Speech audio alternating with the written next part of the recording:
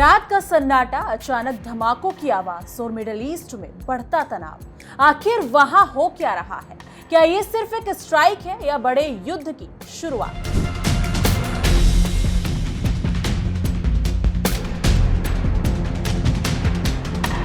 इसी बीच Donald Trump का दावा, अमेरिका ने ईरान के खार्ग आइलैंड को तबाह कर दिया है। लेकिन तेहरान कह रहा है ये सिर्फ प्रोपेगेंडा है। तो सच क्या है?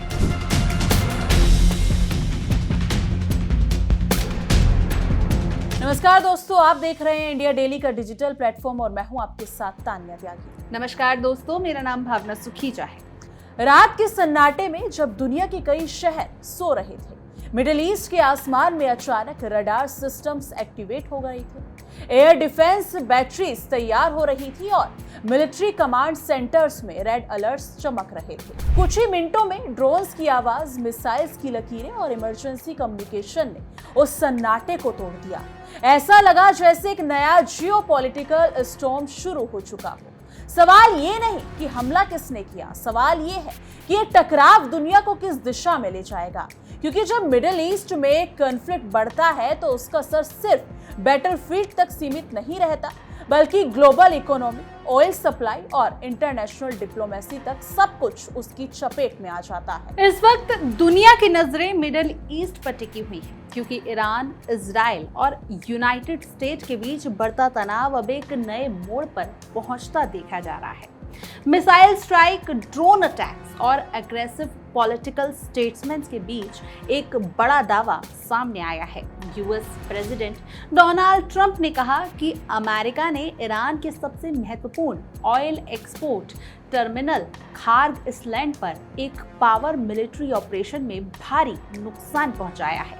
लेकिन इस दावे के कुछ ही समय बाद ईरान ने इस पूरे बयान को खारिज करते हुए कहा कि यह सिर्फ एक एग्रेशन है और अमेरिका अपनी मिलिट्री एक्शन को बड़ा चढ़ाकर दिखाना चाहता है। दरअसल पिछले कुछ दिनों से मिडिल ईस्ट का सिक्योरिटी एनवायरनमेंट लगातार बदल रहा है। रिपोर्ट्स के मुताबिक इजराइल और यूनाइटेड स्टेट्स मिलकर ईरान के स्ट्रेटेजिक लोकेशन को टारगेट कर रहे हैं। इन अटैक्स में प्रीसियस मिसाइल्स और एडवांस ड्रोन्स का इस्तेमाल किया जा रहा है। इन ऑपरेशंस का ऑब्जेक्टिव ये बताया जा रहा है कि ईरान की मिलिट्री इंफ्रास्ट्रक्चर और स्ट्रेटेजिक कैपेबिलिटीज को वीक किया जाए। लेकिन दूसरी तरफ ईरान भी लगातार जवाबी कार्रवाई कर रहा है और गल्फ रीजन में मौजूद अमेरिका और इजरायली इंटरेस्ट को टारगेट करने की कोशिश कर रहा है।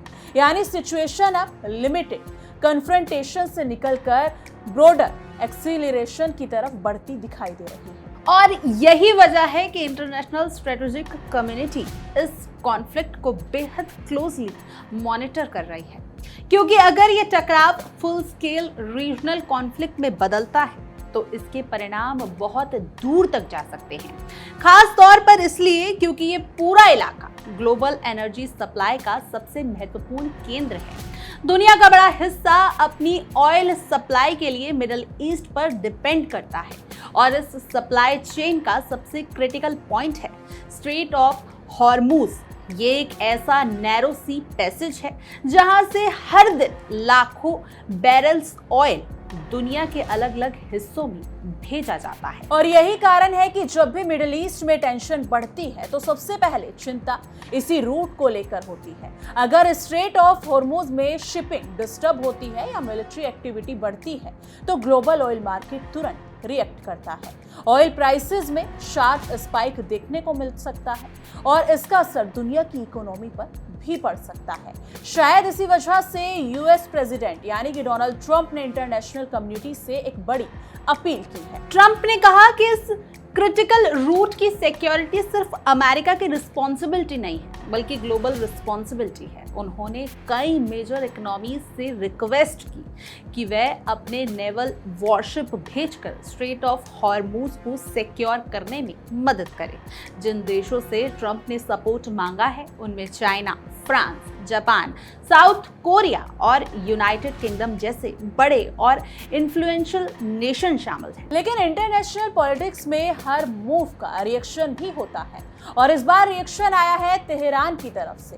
ईरान के डिप्टी फॉरेन मिनिस्टर सैयद ने अमेरिका के इस अप्रोच की कड़ी आलोचना की है। उनका कहना है कि किसी भी फॉरेन कंट्री का दूसरा देश की टेरिटरी में मिलिट्री यानी कि भेजना या वहां अटैक करना इंटरनेशनल लॉ के खिलाफ है। उन्होंने कहा कि अमेरिका को ऐसे करने का कोई अधिकार नहीं है और ये ग्लोबल नॉर्म्स का उल्लंघन है। साथ ही उन्होंने ये भी कहा कि अमेरिका पावर इंटॉक्सिकेशन में ऐसा कर रहा है और उसे लगता है कि वह दुनिया में जो चाहे कर सकता है। हालांकि क्रिटिसिज्म के साथ साथ उन्हें डिप्लोमेसी की उम्मीद भी जताई गई है।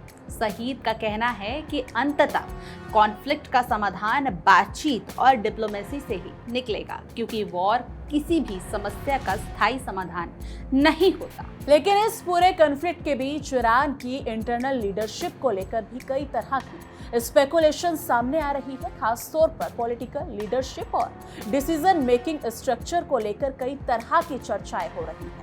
लेकिन ईरानियन ऑफिशियल ने इस रूमर्स को डिसमिस करते हुए कहा है कि लीडरशिप पूरी तरह स्टेबल है। ईरान के डेप्यूटी फॉरेन मिनिस्टर ने कहा कि मोज्तबा खामनेई पूरी तरह हेल्थी और अपनी रिस्पॉन्सिबिलिटी संभाल रहे हैं। उन्होंने कहा कि इस तरह की रूमर सिर्फ स्पेक्युलेशन है और ग्राउंड रियलिटी ये है कि ईरान का लीडरशिप स्ट्रक्चर पूरी तरीके से फंक्शनल है। अब बात करते हैं गल्फ रीजन की, जहां टेंशन का असर साफ दिखाई दे रहा है। यानी कि प्रिकॉशनरी मेजर्स के तौर पर यूनाइटेड अरब एमिरेट्स ने अपना एयर स्पेस टेम्परेरी बंद कर दिया है। ये कदम इसलिए उठाया गया है क्योंकि मिलिट्री एक्टिविटी और रीजनल टेंशन लगातार बढ़ रही है। इस डिसीजन का डायरेक्ट इम्पैक्ट एविएशन सेक्टर पर पड़ा है।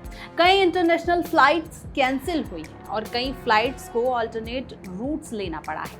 ये क्लियरली दिखाता है कि गल्फ कंट्रीज इस सिचुएशन को लेकर कितनी सतर्क हो चुकी हैं और किसी भी अनएक्सपेक्टेड एक्सक्लरेशन के लिए तैयार रहना चाहती है। अगर ग्लोबल पर्सपेक्टिव से देखा जाए तो इस कॉन्फ्लिक्ट का असर सिर्फ मिडिल ईस्ट तक सीमित नहीं रहेगा। इसका सीधा असर एनर्जी मार्केट्स पर पड़ सकता है। अगर स्ट्रेट ऑफ हॉर्मुज पर डिस्ट्रप्शन होता है तो ऑयल प्राइसेस तेजी से बढ़ सकते हैं और इसका असर उन देशों पर पड़ेगा जो लार्ज स्केल पर ऑयल इंपोर्ट करते हैं।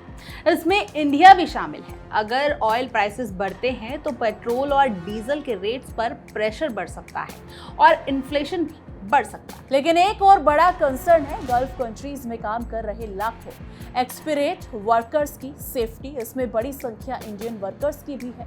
अगर कॉन्फ्लिक्ट एक्सकेलरेट होता है तो उनकी सिक्योरिटी और एवैक्यूएशन एक बड़ा इशू बन सकता है। इसी वजह से पूरी दुनिया की नजरें इस समय मिडिल ईस्ट पर टिकी हुई है।